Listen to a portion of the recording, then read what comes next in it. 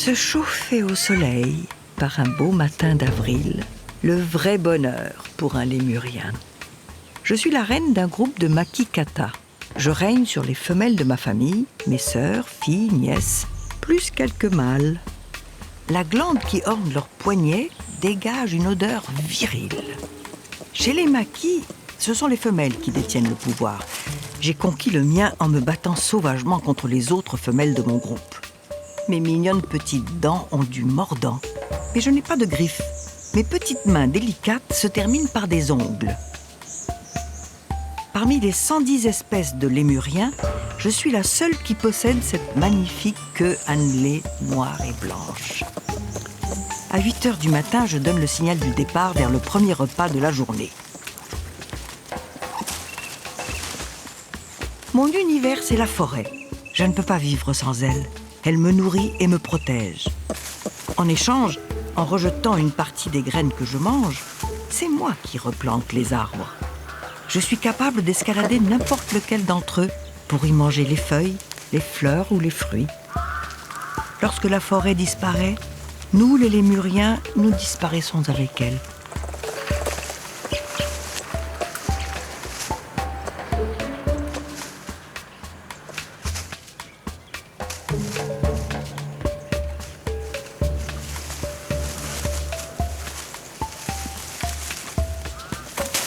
L'un de nos gardes-manger préférés, c'est le nîmes. Les fruits de cet arbre sont succulents.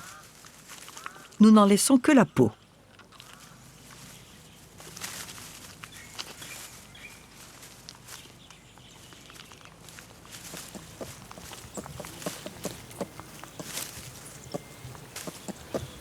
La tortue rayonnée est notre voisine.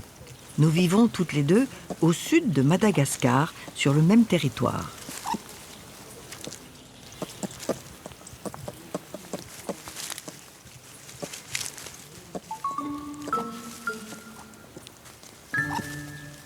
Nous nous rencontrons souvent, car nous, les lémures kata, nous nous déplaçons surtout au sol.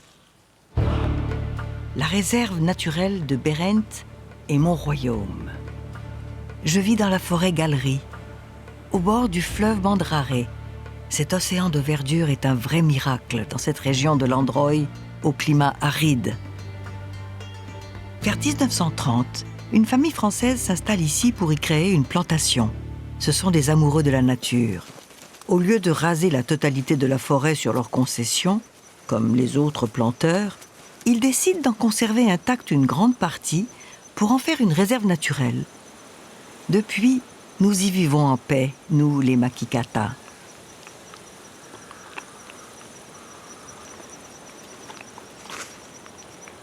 Ce petit monument rappelle qu'en 1936, en présence de la reine du pays Androy, on a sacrifié ici des zébus, comme le voulait la tradition locale. Depuis ce jour-là, la forêt de Berent est sacrée. Il est pour toujours interdit d'y chasser. À présent, notre forêt est comme une île, au milieu d'un océan de champs de sisal.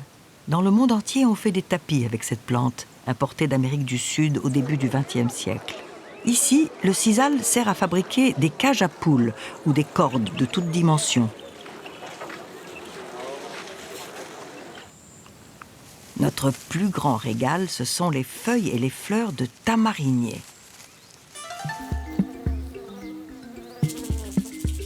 Normalement, le tamarinier vit très vieux. Seulement voilà, depuis quelques années, beaucoup d'entre eux meurent. Certains humains accusent le réchauffement climatique, car la saison sèche est de plus en plus longue. Les racines des tamariniers auraient du mal à atteindre la nappe phréatique qui s'enfonce de plus en plus. D'autres ne sont pas d'accord. Mais ce qui est sûr, c'est qu'à Madagascar, les hommes ont fait disparaître 90% de nos forêts au cours des 50 dernières années. Cela provoque des modifications locales du climat qui aggravent les effets du réchauffement global de la planète.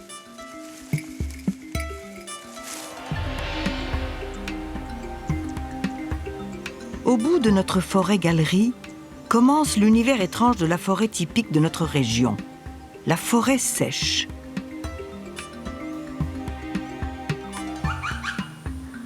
Tels de gigantesques tentacules de pieuvre végétale, les didieracées y lancent leurs bras épineux vers le ciel. Les épines ne gênent pas le propithèque de Véro, en malgache le sifaka. Il vit perché à la verticale. Les troncs des didieracées sont parfaits pour lui.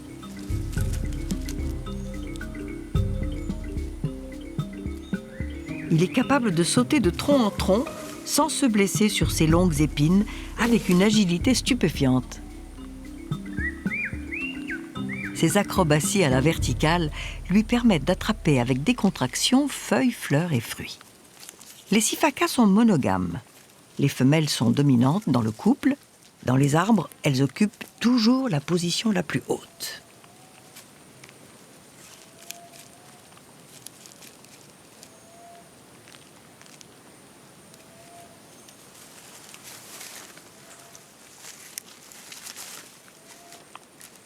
Dans ce monde piquant et bizarre, le jeune Tenrec est à son aise.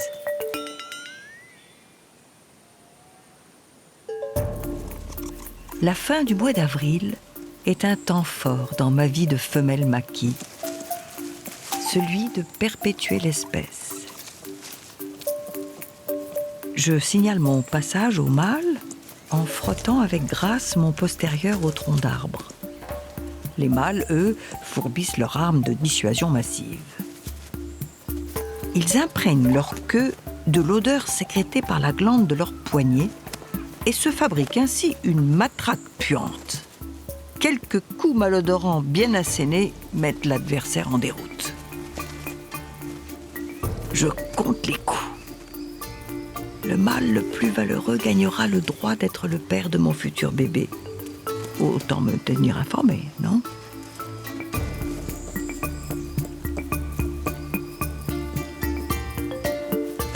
La dernière épreuve consistera à me rattraper à la course.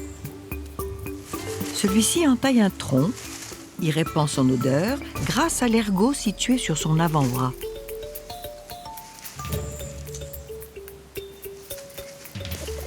Je suis parti en courant droit devant moi.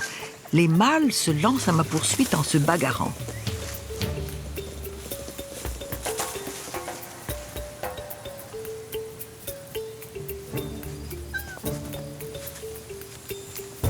Ma fille et moi comptons les points.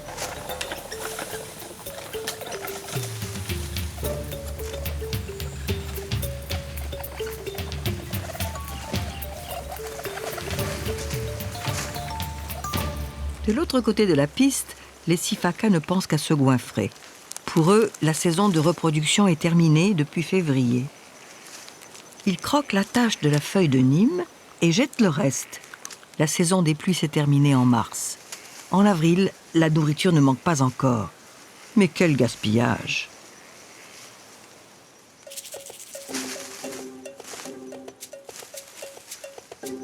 De tous les lémuriens, les sifakas sont ceux qui sautent le mieux.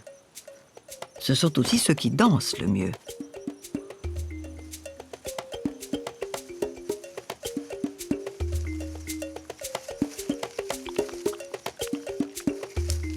À la fin de la journée, une famille part dormir à l'abri de la forêt avec une grâce de danseurs étoiles. Les femelles partent toujours en tête.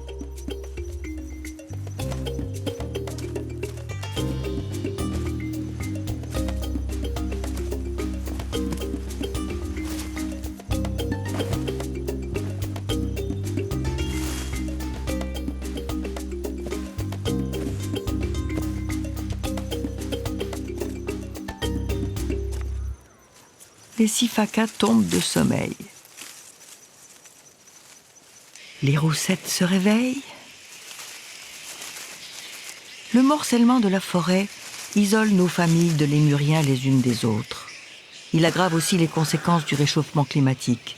Ici, dans le sud, le climat devient plus instable, plus chaud, plus sec. On dit qu'il y aura bientôt moins de fruits et de feuilles à manger dans nos forêts. Certains d'entre nous sont mieux armés que d'autres pour supporter ça. Le lépilémur à pattes blanches attend la tombée de la nuit pour sortir de son trou. Il se méfie des prédateurs car il ne pèse que 500 grammes. Plus petit que lui, le microcèbe a une stratégie pour résister aux méfaits du réchauffement. Pour économiser son énergie, il tombe en torpeur chaque jour et même pendant toute la saison sèche. Pierre-Yves Henry du Muséum national d'histoire naturelle de Paris s'y intéresse. Le microcèbe murin, celui que nous avons ici en présence au laboratoire, c'est le microcèbe le plus commun. C'en est un, a priori, qui est assez généraliste à Madagascar, on le trouve dans pas mal d'habitats. Par contre, il existe 21 espèces de microcèbes.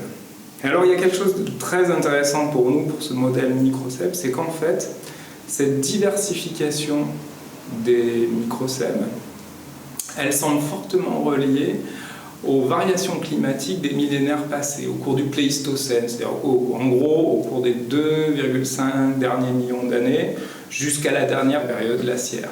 Que s'est-il passé à Madagascar? Les bassins versants qui s'enracinaient très haut dans les montagnes étaient toujours alimentés en eau via les rivières. Et puis les vallées intermédiaires n'avaient plus d'apport en eau. D'où, à très courte distance, des vallées qui devenaient très sèches et d'autres qui restaient humides, avec un habitat qualitativement indépendant de la sécheresse, de ces variations climatiques. Et a priori, ça explique beaucoup, et chez les microcèbes, mais également chez des invertébrés, d'autres grands lémuriens, la structuration en espèces au sein de l'île. Ce que cela nous indique, c'est que les variations climatiques passées semblent avoir forgé la variabilité interspécifique des microcèbes à Madagascar. Dans cet environnement, dont la diversité spécifique a été façonnée par les variations climatiques passées, est-ce qu'on a là justement un réservoir d'espèces qui ont une meilleure capacité à répondre aux variations climatiques? Le microcèbe est un nocturne. Il se nourrit d'insectes, de petites grenouilles et même de caméléons, des proies qui se font rares pendant la saison sèche.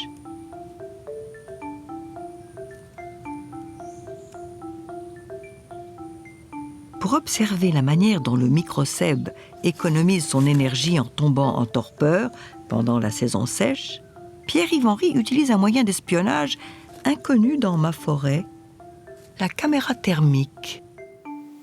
Là, le microcèbe est en train de se refroidir. On voit que les couleurs tendent de plus en plus vers le bleu, puis vers le rose. Il va laisser descendre sa température corporelle en arrêtant la production de chaleur corporelle. Alors, la descente en température, elle peut se faire plus ou moins rapidement. En général, elle est assez lente, ça s'étale sur plusieurs heures. Pour que la torpeur permette de vraiment faire des économies d'énergie, il faut être à basse température. S'il fait chaud, ils n'arrivent pas à descendre en température, donc ils peuvent essayer de faire la torpeur, mais ils ne font pas autant d'économies qu'il serait nécessaire.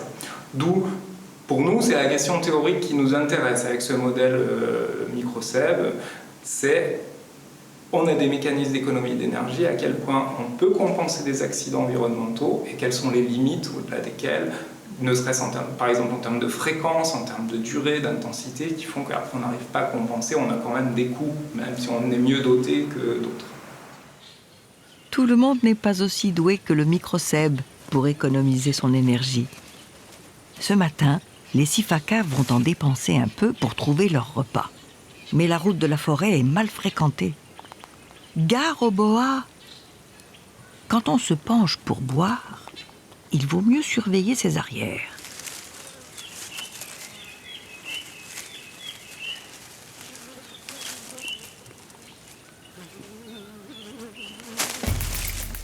Pour éviter les mauvaises fréquentations, les fulvus se sont fait funambules.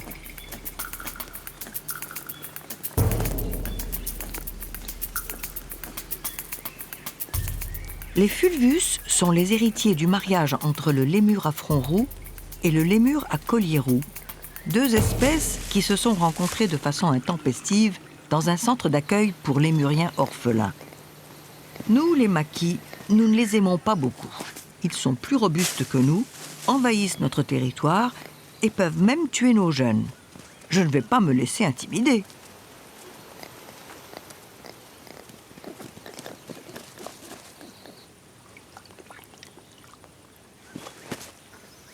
toi, Fulvus.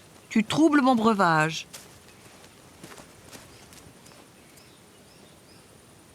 Ah, il a compris. Il remonte sur sa branche et tout mon groupe vient me rejoindre.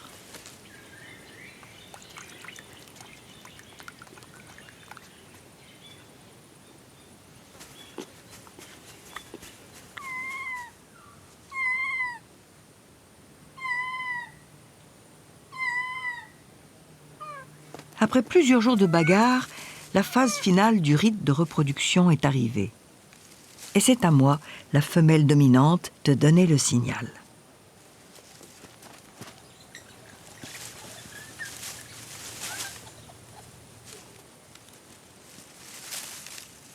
Perché sur la plus haute branche, j'observe les mâles qui se précipitent vers moi.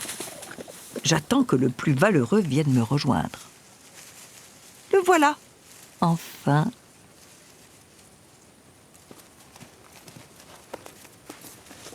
Lui et moi venons à peine de faire connaissance que ces rivaux montent à l'assaut de notre branche. Mon prétendant n'a pas le choix.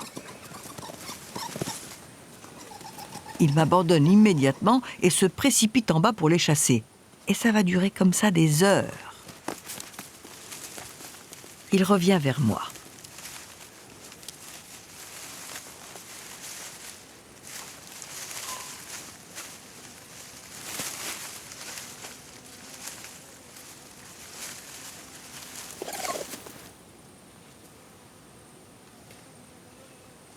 À peine a-t-il recommencé à me faire la cour qu'il doit à nouveau aller se battre.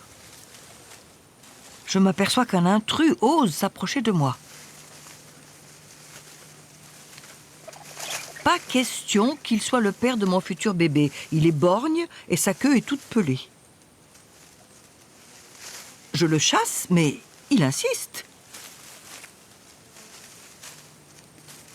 Je m'enfuis. Il me suit. Quel pot de colle!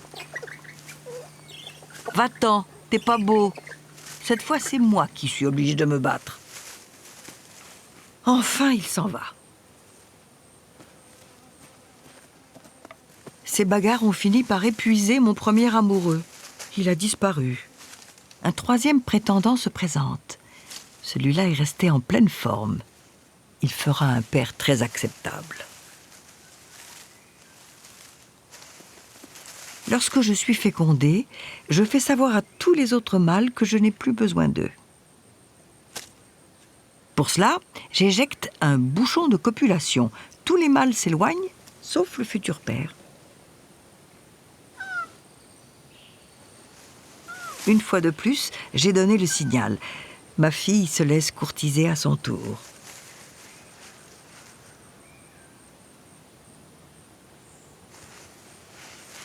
Les jeunes mâles sans partenaire attendront l'année prochaine pour perpétuer l'espèce.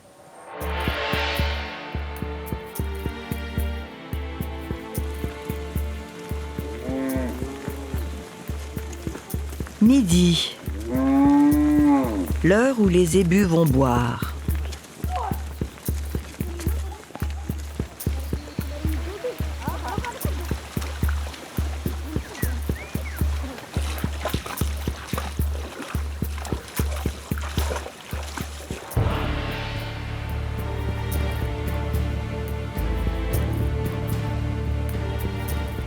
À l'extrême sud-est de la grande île, la forêt tropicale humide couvrait le littoral. Il n'en reste presque plus rien.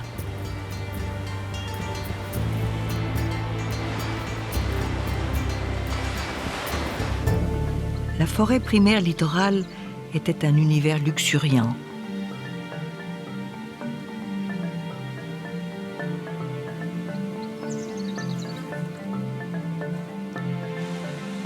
Les immenses feuilles de l'arbre du voyageur s'y mêlaient aux palmes bruissantes des raffias. L'agriculture sur brûlis, la production de charbon de bois, la transformation des arbres en bois de charpente l'ont fait disparaître. Aux environs de Fort-Dauphin, le jardin de Sayadi est l'un des derniers vestiges de ce magnifique univers tropical. C'est là que vivent les derniers lémures à colliers roux, l'espèce qui peuplait jadis les forêts de cette région.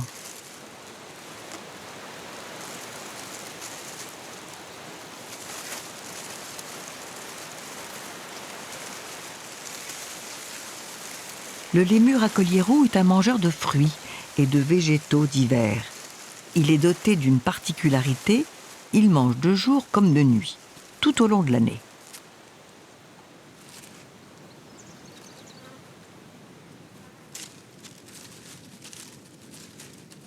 Le lémur à collier roux éprouve peut-être un certain sentiment d'urgence. Les spécialistes prévoient que dans cette région du Sud, les rendements agricoles pourraient à l'avenir diminuer de 50% à cause du réchauffement climatique. L'explosion démographique humaine, plus la sécheresse, vont créer une zone d'insécurité alimentaire dont le lémurien va faire les frais.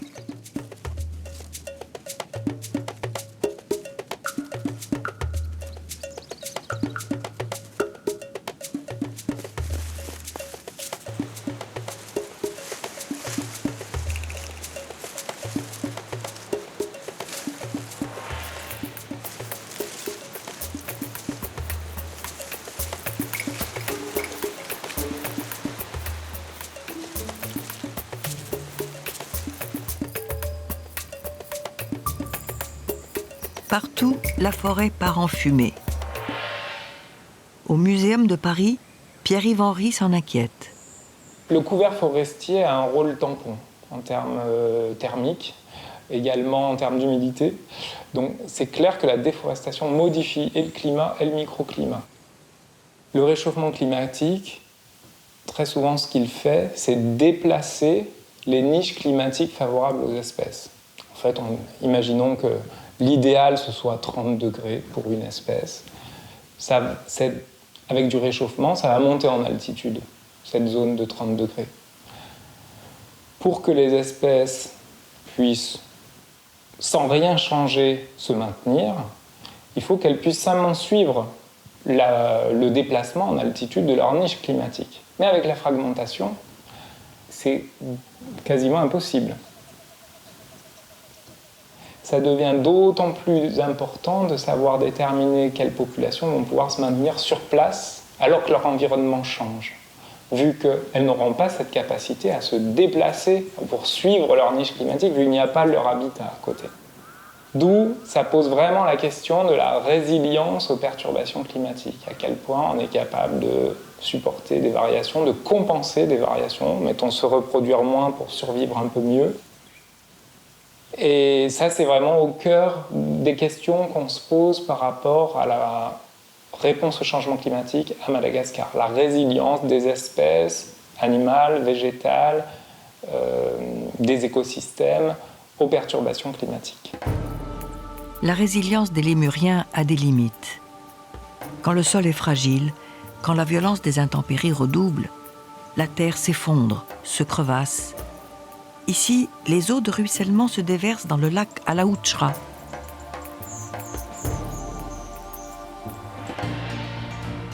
Le plus grand lac de Madagascar compte 456 km², dont une vaste zone de marécage.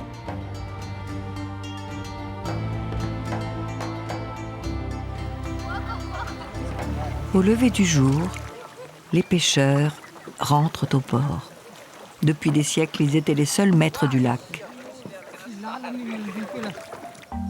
L'autre maître du lac, c'était l'apalémur des roseaux.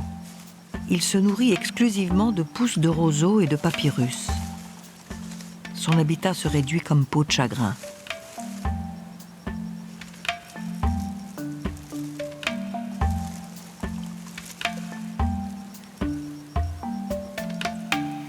Une nouvelle population s'empare des marécages et les détruit à grande vitesse, les planteurs de riz. On plante et on mange beaucoup de riz à Madagascar. En quelques années, le lac Alaouchra est devenu la plus grande zone risicole de l'île. À l'aube, les pirogues bondées de planteurs de riz envahissent l'ancien marécage. Ils se sont appropriés les roselières en toute illégalité.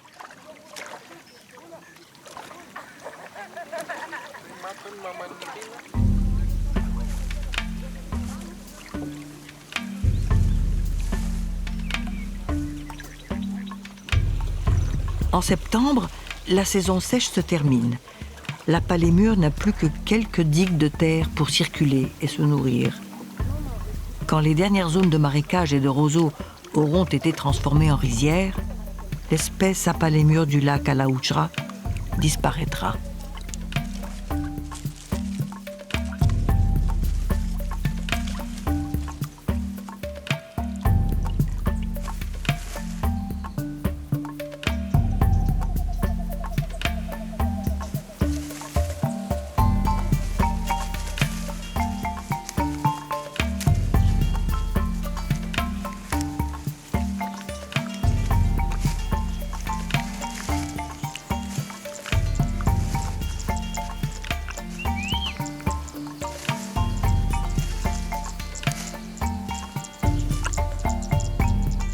Au mois d'août, il y a quelques semaines, le couple a eu un bébé.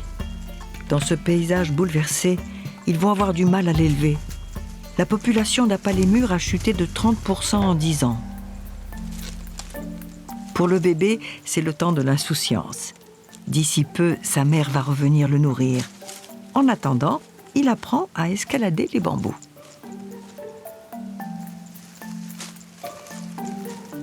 Pour le jeune Apalémure, l'avenir s'annonce incertain.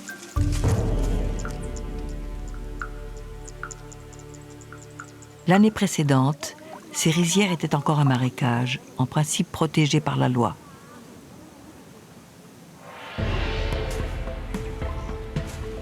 Dans ma réserve de Béreinte, notre territoire n'est pas menacé de rétrécissement accéléré, mais il est limité. En fin de saison sèche, nous aussi nous avons des problèmes de ravitaillement. En septembre, la forêt sèche mérite vraiment son nom. Elle est plus sèche que sèche. Il n'y a pas une seule pousse à manger pour un lémurien.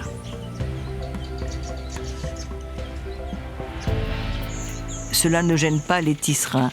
Ce baobab de 700 ans est encore assez solide pour y accrocher leur nid.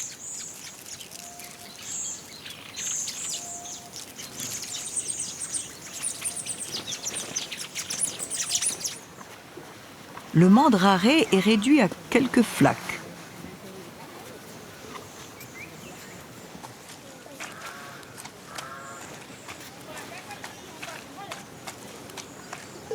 Après 4 mois de gestation, mon bébé est né la semaine dernière. Nous, les Makikata, pratiquons l'éducation en famille. Les jeunes sautent de leur mère à leur tante ou à leur sœur aînée, mais ils reviennent toujours au meilleur endroit quand ils ont faim.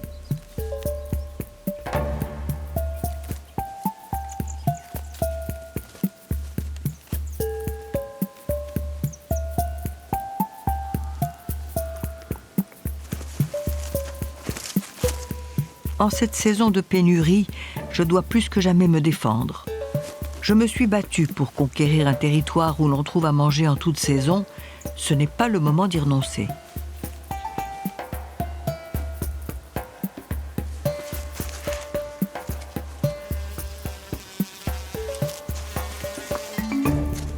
Les 2 premières semaines, mon bébé reste accroché à mon ventre. Ensuite, il passe sur mon dos. Depuis qu'il s'accroche à moi, ma démarche s'est un peu alourdie.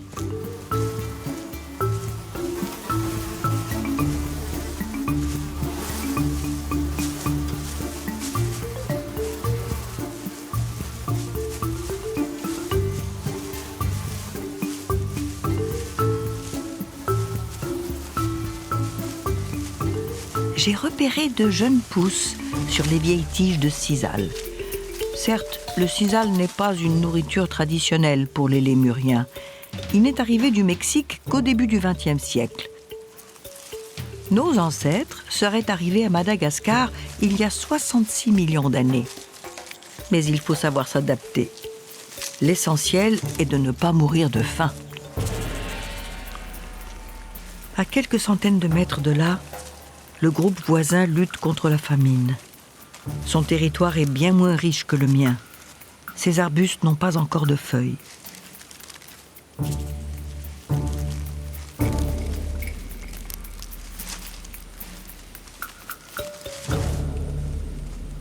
Sur celui-là, les premiers bourgeons commencent à poindre. C'est délicieux.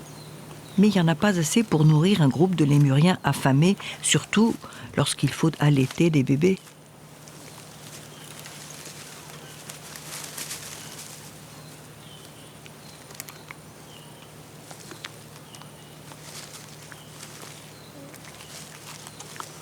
Poussés par la faim, mes voisins s'aventurent sur un cassis blanc, un arbre exotique de la famille des mimosas. Erreur fatale. Ces feuilles sont délicieuses, mais elles contiennent de la mimosine, un acide aminé et inhibiteur de la division cellulaire chez les mammifères. En résumé, un poison violent.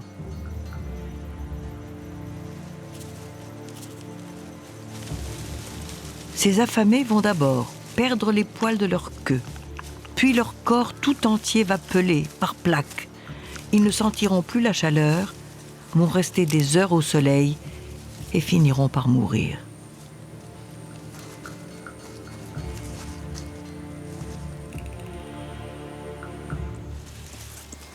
En revanche, mon propre groupe ne manque de rien. J'ai un problème, le Milan. Ce prédateur guette la première occasion de s'emparer de mon bébé. Il est si petit, tout peut arriver. Il peut se décrocher de mon ventre quand je saute d'un arbre ou s'empaler sur les épines d'un didier racé. La moitié de nos jeunes meurent avant leur première année, alors que nous pouvons vivre jusqu'à 20 ans ici, à Bérénth.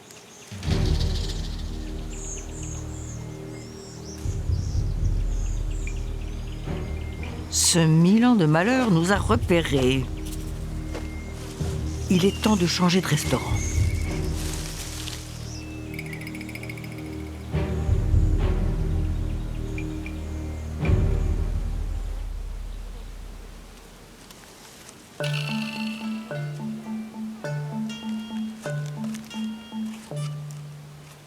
En fin de saison sèche, quand il n'y a plus grand-chose à manger ni à boire nulle part, on peut toujours compter sur le figuier de Barbarie.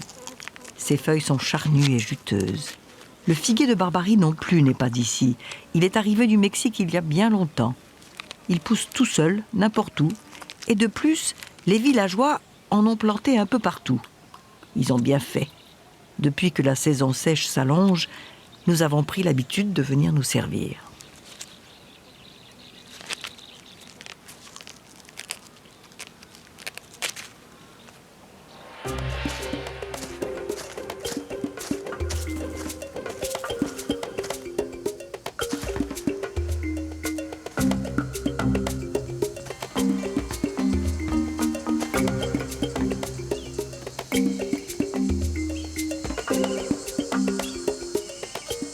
Les semaines passent. La pluie se fait attendre. Mes voisins, les Sifaka, ont quitté leur forêt sèche. Ils sont habitués à ce milieu très sec. Mais il n'y a vraiment plus rien à manger là-bas.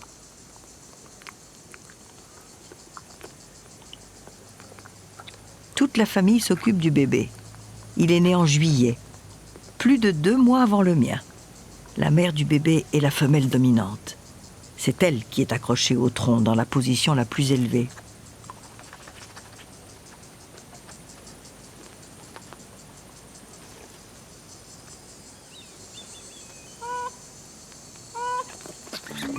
Pas de panique, les Sifaka. Inutile de grimper dans l'arbre. Le passage est assez large.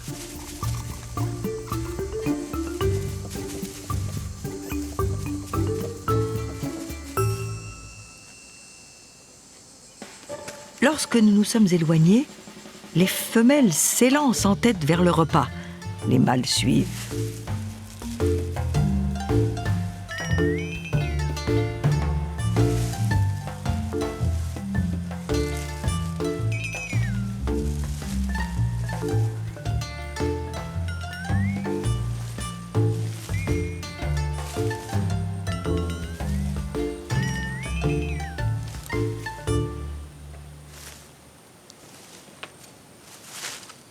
Les Sifaka ont trouvé un nîmes, l'un de leurs arbres préférés.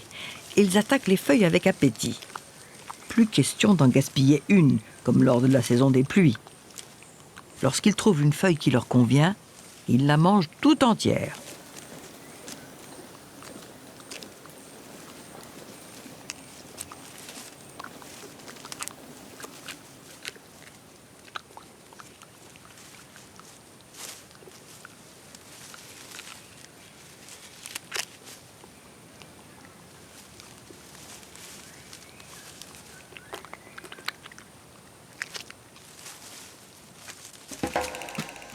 Il fait chaud.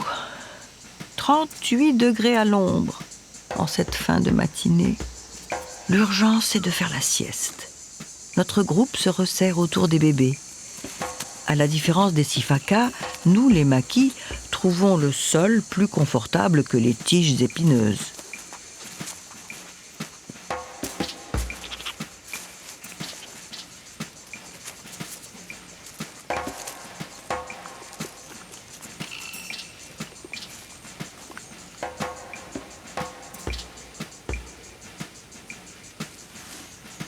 Je tombe de sommeil.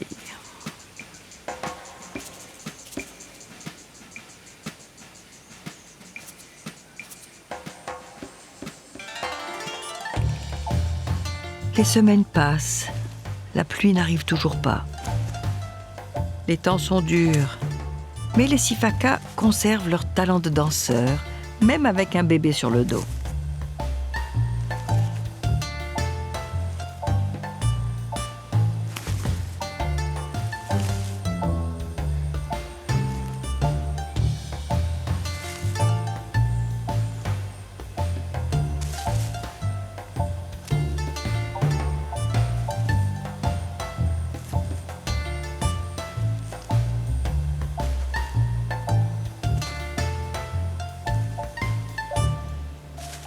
Le bébé sifaka grandit.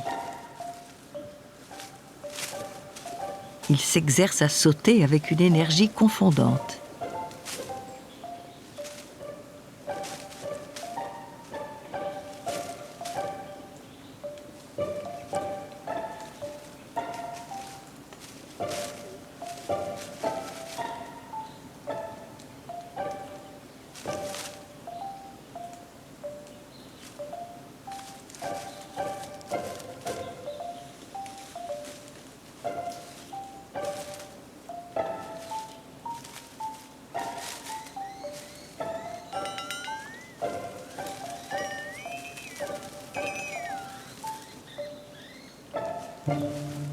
Il y a toujours l'épaisse fourrure de maman pour amortir les chocs lors des atterrissages. Après la sieste, il faut s'occuper du repas du soir. Fin septembre, nous sommes au début du printemps. Des graines apparaissent sur les arbres. C'est le moment d'en profiter. Aïe, elles sont un peu dures, mais tellement nourrissantes que ça vaut la peine de faire des efforts. Et j'ai de bonnes dents.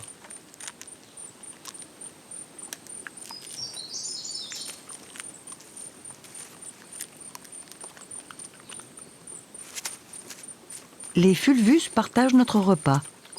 Nous les supportons car nos terribles voisins ont aussi faim que nous.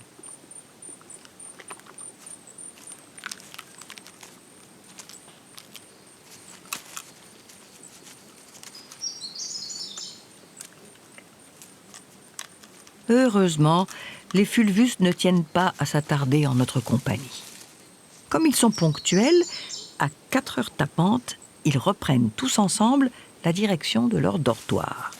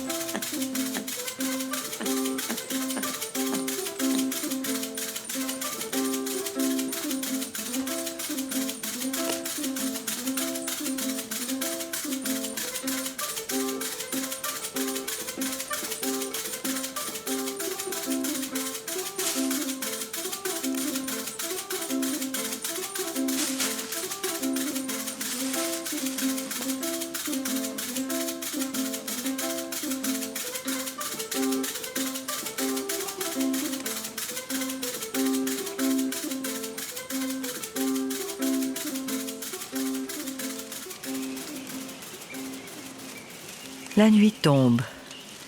Les roussettes prennent leur envol.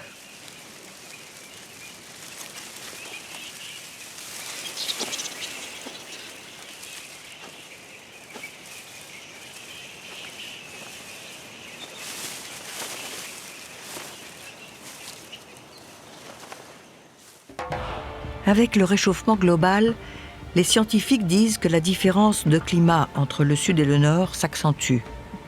J'envie mes cousins lémuriens qui vivent ici, au nord-est, autour du lac Amphitabé, au bord de l'océan Indien.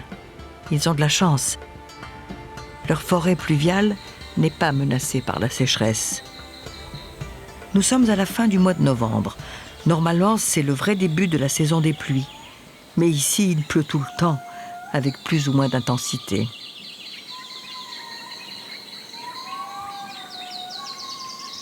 Au lever du jour, des cris étranges résonnent de tous côtés.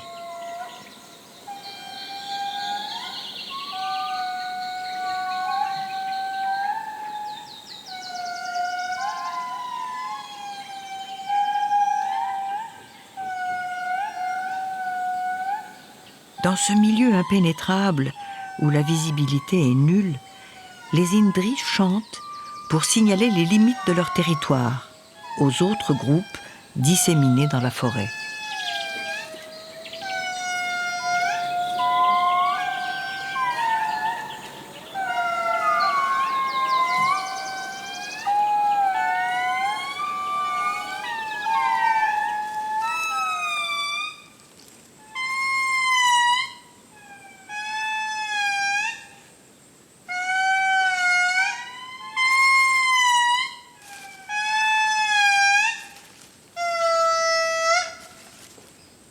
L'Indri est un propithèque, un cousin du sifaka de Bérenth.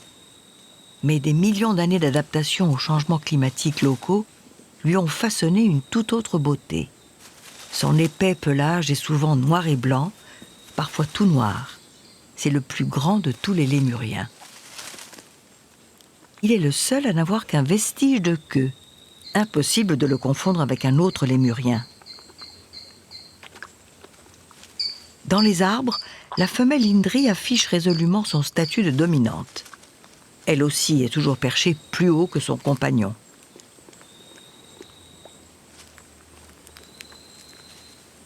Tous deux mangent des fruits, des feuilles, des fleurs, quelques graines et parfois un peu d'écorce. Le menu varie en fonction des saisons.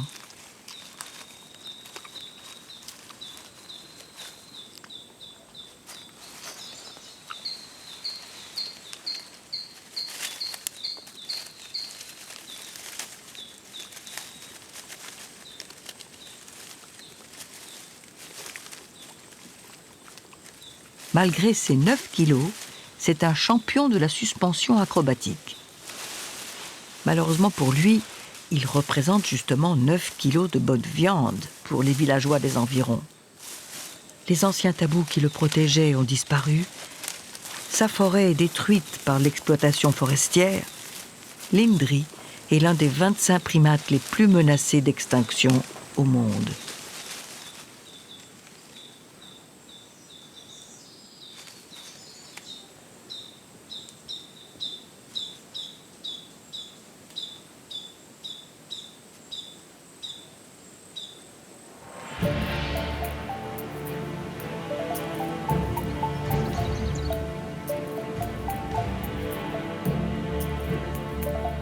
Ce matin, sur l'autre rive du lac Amphitabé, un orage se prépare.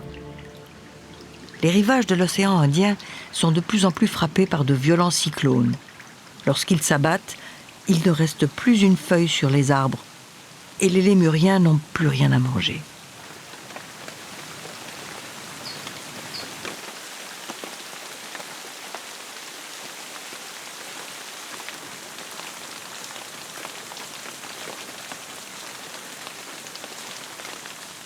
Il n'y a que les escargots et les grenouilles qui apprécient les trombes d'eau.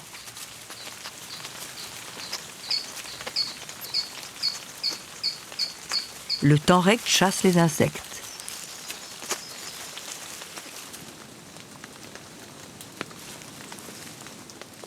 La pluie se calme. Le vari sort de son abri. Le vari est noir et blanc, comme son voisin l'Indri. Mais il est 2 fois plus petit que lui. Et il possède une très longue queue touffue qui contribue à sa beauté et à son élégance.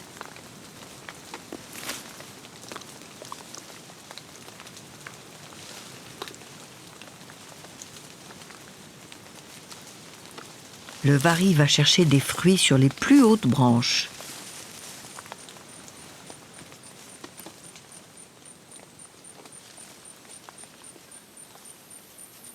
Ce matin, il l'a échappé belle. Ce n'était qu'une grosse pluie, et pas un cyclone qui aurait pu exterminer toute sa famille.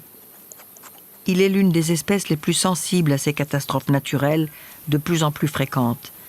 Elle s'ajoute à toutes les menaces qui pèsent sur la vie d'un lémurien.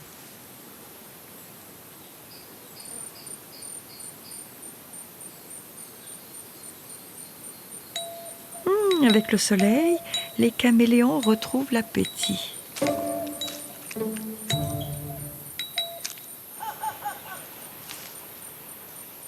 Et le vari retrouve sa voix.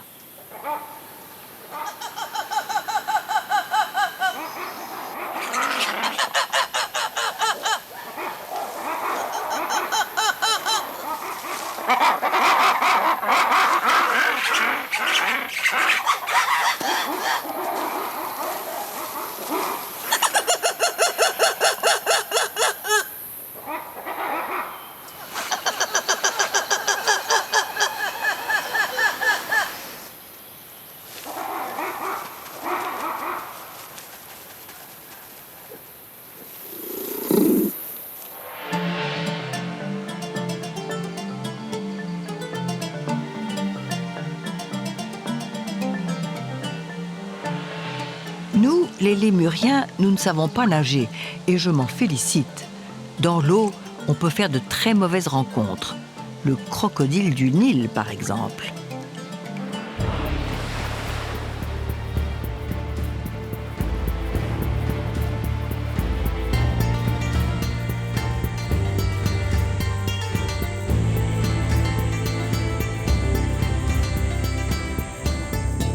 Entre le lac et l'océan Indien, une île abrite un univers étrange.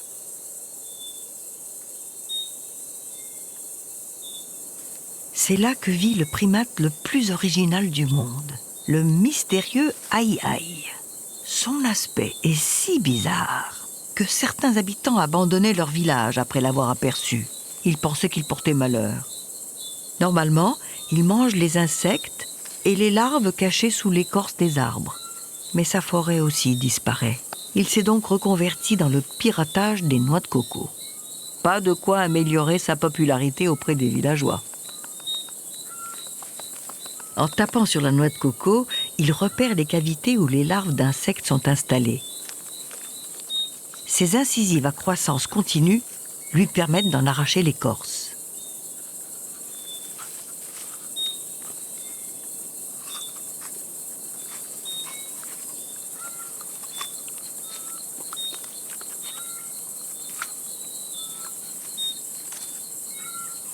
Le aï-aï est doté de mains étranges, avec un long et squelettique médius, fait pour aller extirper les insectes de leurs trous, et à défaut d'insectes, la pulpe des noix de coco.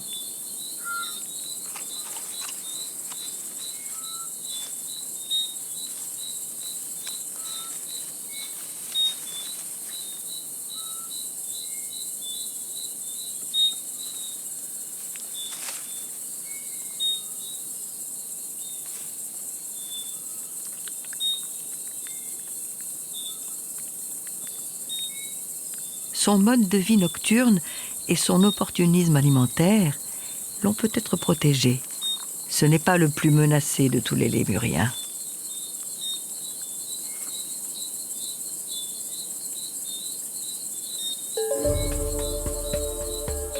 Chez nous, dans le sud, à Bérént, après la première pluie, la forêt reverdit. Mon bébé est à présent bien accroché sur mon dos. Mais je m'inquiète pour son avenir. Depuis 1936, cette forêt était sacrée. Cette année, pour la première fois, un groupe entier de maquis a disparu. Autrefois, nous étions protégés, intouchables. Mais les jeunes humains ont oublié les tabous d'autrefois.